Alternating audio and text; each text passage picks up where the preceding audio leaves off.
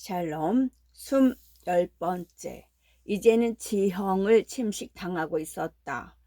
가상육지들은 소비자들의 무관심이라는 민물에 잠기며 진짜 섬처럼 하나씩 사라져갔다. 한편 미니어처 문명을 만들어내려는 온실 실험은 실패로 끝나고, 이는 디지털 생명체에 대한 세상의 관심이 줄어드는 결과를 가져온다. 이따금 바이옴 내부에서 기이한 신체 구조나 신기한 생식 전략을 보이는 새로운 동물상이 관찰되곤 하지만, 진짜 지성이 진화하기에는 바이옴에서 실행되는 시뮬레이션 자체의 정밀도가 충분하지 않다는 견해가 일반적이다. 오리가미와 파베르제 게놈 개발사들은 쇠퇴의 길에 들어선다. 해당 분야의 권위자들 다수가 디지언트는 막다른 골목에 다다랐으며, 이것으로 물리 형태를 갖춘 인공지능은 오락 이외에 용도로는 쓸모가 없다는 사실이 증명됐다고 단언한다.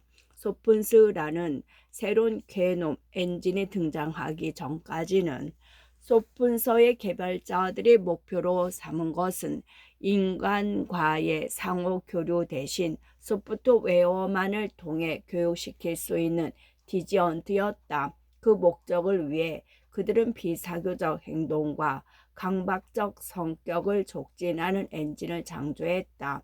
이 엔진을 통해 생성된 디지언트들 대다수는 심리적 결함으로 인해 폐기된다. 그러나 극소수는 최소한의 관리만으로도 학습 능력이 있다는 사실이 판명된다. 이들은 적절한 교습 소프트웨어가 주어지면 주간 시간으로 몇 주 동안이라 즐겁게 학습에 몰두했다. 바꿔 말해 온실 속도로 실행시켜도 야생화되지 않는다는 뜻이다. 몇몇 동호인들은 스폰스 디지언트들이 교습 기간 중 인간과의 실시간 교류가 훨씬 적었음에도 불구하고 수학 테스트에서 뉴볼 블레스트, 오라가미, 파베르제 디지언트들을 증가했다고 입증한다. 만약 그들의 에너지를 좀 더 실용적인 방향으로 향하게 한다면 단지 몇 달 만에 쓸모있는 노동력이 될 것이라는 추측이 나온다. 문제는 이들의 매력이 전혀 없는 탓에 이들에게 필요한 최소한의 상호 교류조차 제공하고 싶어하는 사람이 거의 없다는 사실이다. 애나는 데이터스의 1년 만에 새로 등장한 게임 대륙인 전국 공성전으로 잭스를 데리고 갔다. 플레이어들이 미션 중간에 모여 교류하는 아전트 광장을 구경시키는 중이었다. 전란운 위에 자리 잡은 흰 대리석과 청금석, 금줄 세공으로 장식된 거대한 뜰이다. 애나는 게임 아바타인 황조롱이 게루빔을 두르고 있지만, 잭스는 여전히 옛날 그대로의 동제 로봇 아바타의 모습이다. 다른 게이머들 사이를 누비고 돌아다니던 중 애나의 시선이 한 디지언트의 온라인 주석 화면을 향한다. 이 디지언트의 아바타는 머리가 비대한 드워프로, 이것은 스폰스계 디지언트인 드레이터의 표준 아바타이다. 드레이터는 게임 대륙에서 인기 있는 논리 버즈 해결 능력치가 높다. 드레이터의 원래 오너는 리얼 스페이스의 5왕조 대륙에서 슬쩍한 퍼즐 생성기를 이용해 이 디지언트를 훈련시켰고, 공공 영역에 그 복제를 배부했다. 지금은 자기 미션에 드레이터를 데리고 가는 플레이어 수가 너무 많아져서 게임 회사들이 대규모 설계 변경을 검토하고 있다. 애나가 잭스의 주의를 환기한다. 저기 저 친구 보이지? 저건 드레이터야. 그래? 들은 적은 있지만 실물은 보기는 처음이었다. 그가 드레이터에게 다가간다. 안녕, 난 잭스라고 해. 버즐 블레 드레이터가 말한다. 무슨 퍼즐 좋아하는데? 퍼즐 블레. 드레이터가 점점 흥분하더니 대기 구역을 달리기 시작한다. 퍼즐 블레. 근처에 있던 물수리 세라핌 아바타를 두른 게이머가 동료와 나눴던 대화를 중단하고 손가락으로 드레이터를 가리킨다. 디지언트는 발을 딛던 도중 정지되더니 아이콘으로 축소됐고 마치 고무줄에 당겨진 것처럼 게이머의 벨트 수납함 속으로 쏙 들어간다. 드레이터 이상해. 잭스가 말한다. 응, 정말 그렇네. 드레이터 모두 저래? 그런 것 같아. 세라핌이 애나에게 다가와 말한다. 그쪽 디저트 말인데 무슨 종류야? 처음 보는데. 잭스라고 해. 뉴로블레스트 계열 게놈으로 실행되지. 처음 들어. 새로 나온 거야? 네피림 아바타를 두른 세라핌 팀원 중 하나가 끼어든다. 아니야. 무지 오래된 거야. 전 세대. 세라핌이 고개를 끄덕인다. 혹시 퍼즐 잘 풀어? 그저 그래. 애나가 말한다. 그럼 뭘 잘하는데? 나 노래 부르는 거 좋아해. 잭스가 나선다. 정말? 그럼 한번 불러봐. 잭스가 기다렸다는 듯이 애창곡인 서푼짜리 오페라의 맥더 나이프를 불러 적친다. 가사는 모두 알지만 음정 쪽은 좋게 보더라도 원곡과 조금 닮았다고 할 수 있는 수준이다. 노래하는 것과 동시에 잭스는 직접 고안한 안무를 곁들인다. 대부분 그가 좋아하는 인도네시아 힙합 동영상에서 빌려온 몸짓과 손짓의 연속이다. 잭스의 공연이 이어지는 동안 다른 게이머들은 복수한다. 잭스가 노래를 마치고 인사를 하자 박수를 친다. 멋졌어. 세라핌이 말한다. 애나가 잭스에게 말한다. 마음에 들었다는 뜻이야. 고맙다고 해. 고마워. 세라핌이 애나에게 말한다. 미로 안에서는 별 도움 안 될 것 같아. 그렇지. 그래도 언제나 재미를 주잖아. 애나가 대답한다. 물론 그렇겠지. 이 친구가 퍼즐 푸는 법을 터득하면 메시지 보내줘. 복제를 사겠어. 세라핌은 팀원들이 모두 모인 것을 확인한다. 자, 이제 다음 미션으로 출발해야겠군. 그럼 잘 가. 잘 가. 잭스가 이렇게 말하고 하늘로 날아올라 먼 골짜기를 향해 편대 대형으로 급강화하는 세라핌과 그의 팀원들을 향해 손을 흔든다. 며칠 뒤 유저 그룹 게시판에서 벌어진 논쟁을 보며 애나는 이 만남을 머리에 떠올린다. 글씨니 슈튜어트 거스트. 어젯밤 어떤 사람들과 공선전을 했는데 미션에 드레이터를 하나 데리고 왔더라고. 별로 재미있는 캐릭터는 아니지만 쓸모가 있는 것만은 확실해. 그래서 재미하고 쓸모는 양립할 수 없는 건가 하는 생각을 해보게 됐어. 스푼즈 계열 디저트는 우리 뉴로블레스트 계열보다 딱히 더 우수한 건 아니잖아. 우리 디저트가 재미있으면서도 동시에 쓸모있는 존재가 될 수는 없을까? 글쓰니 마리아 쟁. 가지고 있는 복제를 팔려는 거야? 더 나은 앤드로라도 키우시게? 마리아가 언급한 앤드로는 스푼스 계열 디저트로 오너인 브라인스 델벗이 그의 개인 비서 역할을 하도록 훈련시켰다. 델벗은 일정 관리 소프트웨어 제작 업체인 벌프라이데이에게 앤드로의 능력을 비력게 보였고 임원들의 흥미를 끌었다. 그러나 임원들이 데모형 복제를 써본 단계에서 거래는 습으로 돌아갔다. 델벗은 앤드로 역시 드레이터 못지않게 강박적이라는 사실을 깨닫지 못하고 있었다. 첫 번째 주인에게 영원히 충성을 다하는 개와 마찬가지로 앤드로는 델벗이 곁에서 직접 명령하지 않는 이상 다른 누구를 위해서도 일하려 들지 않았다. 벌프라이데어는 감각 입력 필터를 설치해 새로 생성된 각각의 앤드로가 새로운 오너의 아바타와 목소리를 텔벗의 것이라고 인식하게 해보았지만 이런 위장은 기껏해야 2시간밖에 지속되지 못했다. 얼마 되지 않아 임원들 모두가 원래 주인은 텔벗을 애타게 찾는 자신들의 고독한 앤드로를 정지시킬 수밖에 없었다. 그 결과 델벗은 앤드로의 복제 사용권을 제값을 받고 판매하지 못했다. 대신 벌프라이데이가 앤드로의 고유 개념과 모든 체크 포인트의 아카이브에 대한 권리를 획득했고 델벗을 고용했다. 그는 이제 앤드로의 초기 체크 포인트들을 복원해 다시 훈련시킴으로써 개인 비서로서의 능력은 그대로 유지하되 새로운 오너를 받아들이는 버전을 개발 중인 팀의 일원이다. 글쓴이 스튜어트 거스트. 아니 복제를 팔려는 게 아니야. 제프가 맹도견이나 마약 탐지견처럼 쓸모있는 일을 할 수 있지 않는가 생각했을 뿐이야. 돈을 버는 게 내 목적은 아니지만 디저언트들이 사람들이 기꺼이 돈을 지불할 용의가 있는 일을 할 수 있다면 세간의 해이주의자들에게 디저언트는 재미만을 위한 존재가 아니라는 걸 증명할 수 있잖아. 글쓴이 애나 엘버라도. 우리가 디저언트를 키우는 이유에 관해 확실히 해두고 싶은 게 있어.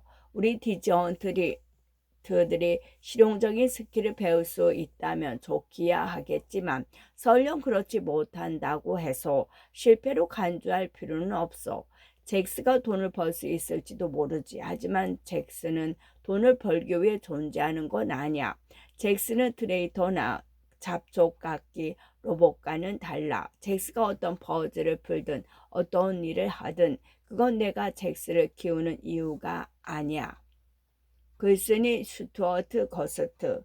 응, 그 말에는 나도 전적으로 동의해. 내가 하고 싶었던 얘기는 단지 우리 디저언트들에게 개발되지 않은 능력이 있을지도 모른다는 뜻이었어. 만약 얘네들이 소질을 발휘할 수 있는 직종이 있다면 그런 직업을 가지는 것은 멋지지 않아? 글쓴이 말이야, 쟁.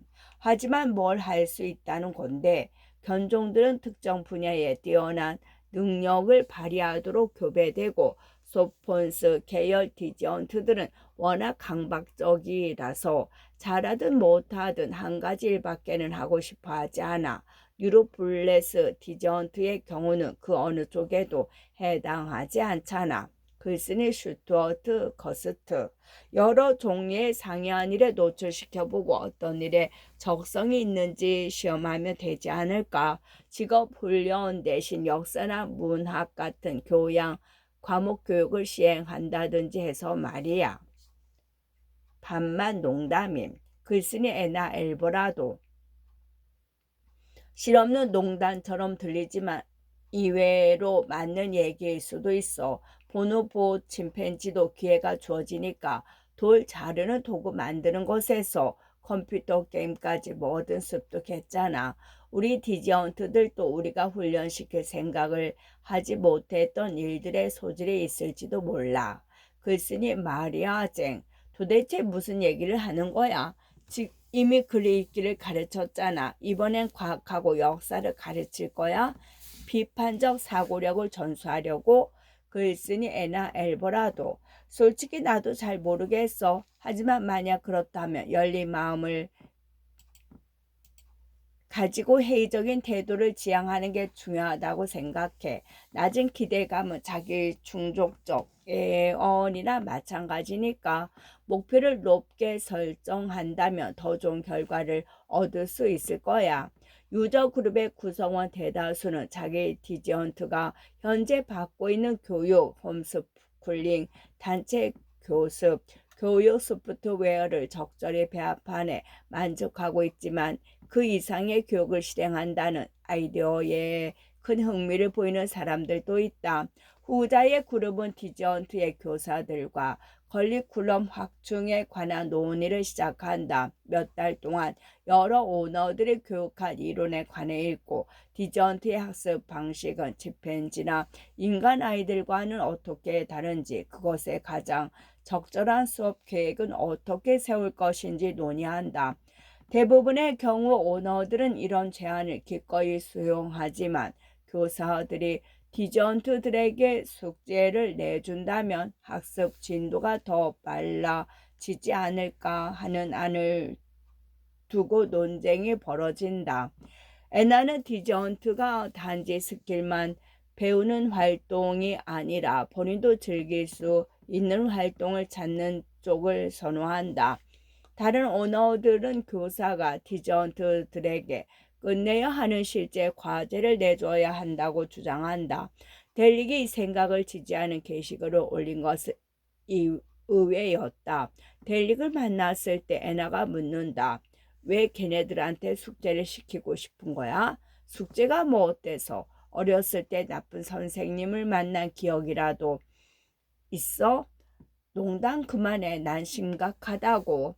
알았어. 그럼 심각하게 말하지. 숙제가 뭐 어떻다는 거야? 어디서부터 말해야 할지 애나는 알 수가 없다. 잭스가 수업 이외에도 재미난 일이 있는 거야 좋지. 하지만 과제를 내주고 재미가 없어도 무조건 끝내야 한다고 명령하다니 그게 뭐야? 숙제를 안 하면 죄책감이라도 느끼라는 거야? 그건 동물 훈련의 모든 원칙에 위배해.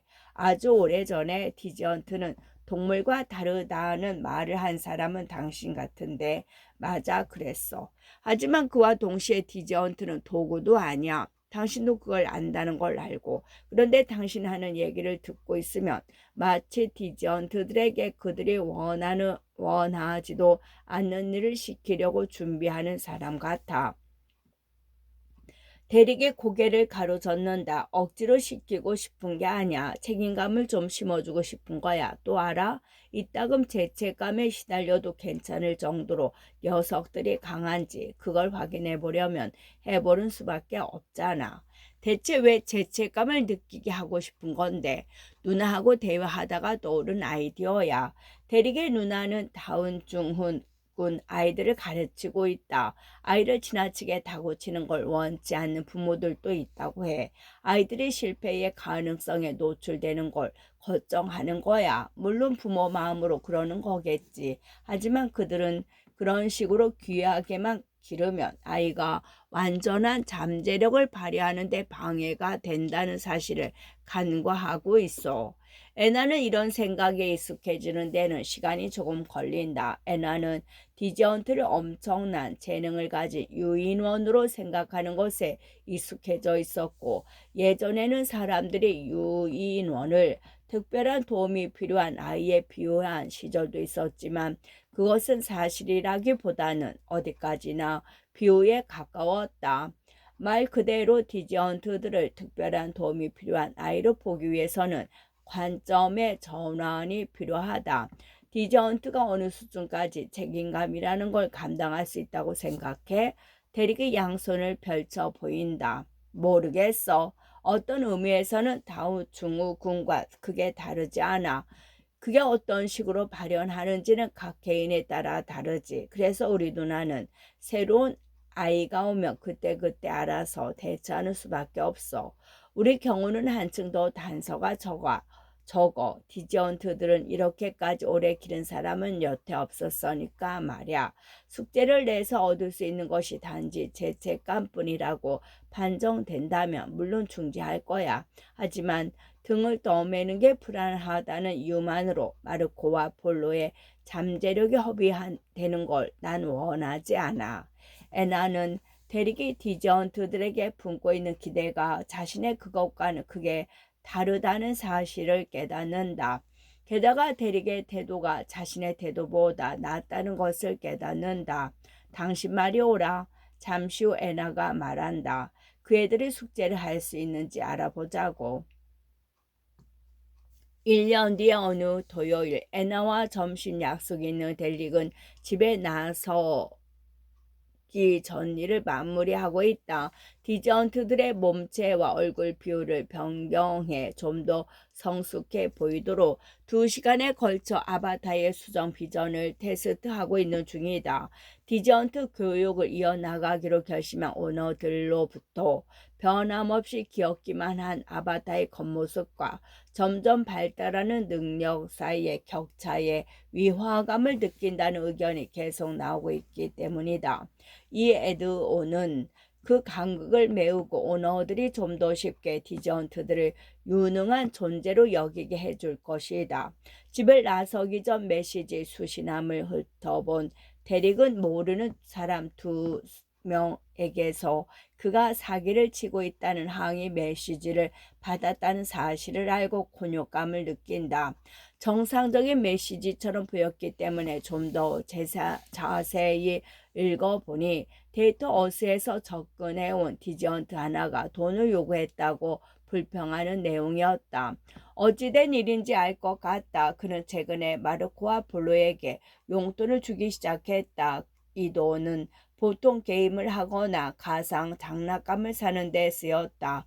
그들이 용돈을 더 달라고 졸랐지만 데릭은 정해진 액수 이상은 주지 않았다. 그래서 데이터 어스에서 마주친 사람들에게 대뜸 돈을 요구했다가 거절당한 것이다. 마르코와 폴로는 데릭의 데이터 어스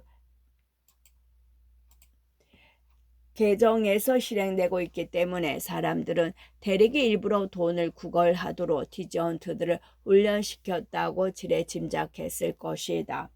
이들에게는 나중에 정식으로 사과 메일을 보내기로 하고 일단은 마르코와 볼로에게 즉시 로봇 웹피 속으로 들어가라고 말한다. 제주 기술의 발달한 덕에 이제는 데릭도 마르코와 폴로의 아바타에 맞도록 맞춤 제작된 2개의 로봇 웹피를 소유하고 있다. 1분 뒤 두 로봇의 헬멧에 판다 얼굴이 하나씩 떠오르자 데릭이 낯선 사람한테 왜 돈을 요구했느냐고 야단을 친다. 이제 생각이 좀 있는 줄 알았어. 볼로가 미안한 듯이 말한다. 우리 생각 있어. 그럼 왜 그런 짓을 한 거야? 내 아이디어 볼로 거 아니야. 마르코가 말한다. 돈 안 줄 거 알았어. 대릭한테 메시지 보낸 거 알았어. 대릭은 깜짝 놀란다. 모르는 사람들이 나한테 화내게 하려고 그랬다는 거야? 이런 일이 일어난 건 우리가 대릭 계정 쓰기 때문이야. 마르코가 말한다. 우리 계정 따로 있으면 그런 일 없어. 보일처럼. 그제야 이해가 된다. 마르코와 폴로는 보일이라는 이름의 소문서 계열 디저언트 소문을 들은 것이다. 보일의 오너 제널드 헥트라는 이름의 변호사는 필요한 서류를 제출해 보일 코퍼레이션을 설립했고 보일은 그 회사 명의로 등록된 다른 데이터허스 계정에서 실행되고 있다. 보일은 세금을 낸다. 재산을 소유할 수 있고 계약을 할 수 있으며 고소를 하거나 고소를 당할 수 있다. 여러 면에서 그는 하나의 범인이었다. 기술적으로야 이 법인의 대표이사인 헥트의 감독하에 있었지만 이런 아이디어 자체는 예전부터 있어 왔다. 인공생명통로인들은 디지언트가 하나의 종으로서 법적인 보호를 받지 못하리라는 것에 동의한다. 걔가 좋은 애였다. 걔에 대한 인간의 애정은 깊고도 넓지만 유기견 보호소에서 여전히 시행되고 있는 안락사는 대학살이라고 부를 만한 규모다. 법원이 그런 일에도 정지 명령을 내리지 않는 마당에 심장 박동도 없는 존재들에 대한 보호를 인정할 리 없다. 이런 사실을 감안해 그나마 기대할 수 있는 것은 개개의 디저언트를 대상으로 한 법적 보호라고 생각하는 오너들도 있다. 특정 디저언트에 대한 정관을 작성함으로써 오너는 비인간 존재에 대한 권리를 인정하는 대량의 판례법을 활용할 수 있게 된다. 헥트는 이것을 처음으로 실행에 옮긴 인물이다. 그러니까 그걸 주장하고 싶었던 거구나. 대릭이 말한다. 사람들 모두 코퍼레이션 최고래. 마르코가 말한다. 뭐든 할 수 있대. 보일이 자기들보다 더 많은 권리를 가지고 있다고 불평하는 인간 청소년들은 꽤 있었다. 마르코와 폴로는 그들의 코멘트를 본 게 분명했다. 너희들은 범인이 아니고 원하는 것을 뭐든 할 수는 없어. 우리 미안. 마르코가 문득 공경에 빠진 걸 깨달은 듯 말한다. 그냥 코퍼레이션 되고 싶어. 전에도 말했듯이 너희들은 아직 어려. 우리 보일보다 나이 많아. 폴로가 말한다. 특히 나, 마르코가 말한다. 보일도 그러게 아직 어려. 오너가 잘못 판단한 거야. 그럼 우리 언제까지나 코퍼레이션 안 만들어 줄 거야? 데릭은 엄하게 디지언트들을 노려본다. 언젠가. 지금보다 훨씬 더 나이를 먹으면 그럴지도 몰라. 그때 가서 보자고. 하지만 너희 둘이 또 이런 말썽을 부린다면 심각한 악영향이 있을 거야. 알겠어? 디저언트들이 불죽은 얼굴이 된다. 응, 마르코가 말한다. 응, 볼로가 말한다. 좋아, 나 이제 나가봐야 해. 이 얘기 나중에 더 하자. 데릭이 찌푸린 얼굴로 쏘아 붙인다. 이제 둘 다 데이트하우스로 돌아가. 애나와 만날 약속을 한 레스토랑으로 차를 달리며 데릭은 마르코의 요구에 관해 다시 한번 생각한다. 디저언트를 법인화한다는 생각에는 회의적인 사람이 많다. 그들은 헥트가 한 일도 일종의 쇼로 보고 있다. 보일에 관한 계획을 보도 자료로 만들어 내보이고 있는 것 역시 그런 인상을 강화할 뿐이다. 현재 보일 코퍼레이션의 실질적인 경영자는 헥트이다. 그는 보일에게 기업법을 가르치고 있고 언젠가는 보일 혼자 모든 결정을 내릴 수 있을 것이라고 주장한다. 그렇게 되면 대표 이사 자리는 헥트가 맡든 다른 누군가가 맡든 형식적인 일에 불과해진다는 얘기다. 한편 헥트는 사람들에게 보일의 법인으로서의 지위를 테스트해 줄 것을 요청한다. 헥트에겐 법정 투정을 벌일 수 있는 재원이 충분하고 그는 싸움을 벌이고 싶어 안달이다. 아직까지 아무도 그 요청에 응한 사람이 없었지만 대리군 누군가 나서 주기를 바라고 있다. 마르코와 폴로의 법인화를 고려하기 전에 뚜렷한 판례가 나와 주기를 바라기 때문이다. 이것은 마르코와 폴로가 법인이 될 수 있는 만한 지적 능력을 실제로 획득하게 될지 여부와는 별개의 문제다. 대리기 생각하기에는 이쪽 질문에 대답하는 것이 더 힘들다. 유로블레스트 디지언트들은 스스로 숙제를 할 수 있다는 것을 증명해 보였다. 그리고 그에겐 그들이 주어진 과제에 지속적인 주의를 기울일 수 있는 시간도 차차 늘어나리라고 확신이 있다. 그러나 디지언트가 사람의 감독을 받지 않고 상당 규모의 프로젝트를 진행할 수 있게 된다 해도 미래에 관해 책임감이 있는 결정을 내릴 수 있게 되는 것은 전혀 다른 문제다. 게다가 그런 수준의 독립성을 목표로 삼으리라고 마르코와 폴로를 독립해야 하는가에 대해서도 전혀 확신이 없다. 마르코와 폴로를 법인화한다면 이것은 대릭이 죽은 뒤에도 그들이 계속 실행될 수 있는 가능성의 문을 열게 된다. 이런 미래는 걱정스러웠다. 다운중 후군을 앓으며 스스로 살아가는 사람들을 지원하는 단체는 있지만 법인화된 디저언트를 그런 식으로 지원하는 서비스는 존재하지 않는다. 대리기 돌봐줄 수 있는 경우에는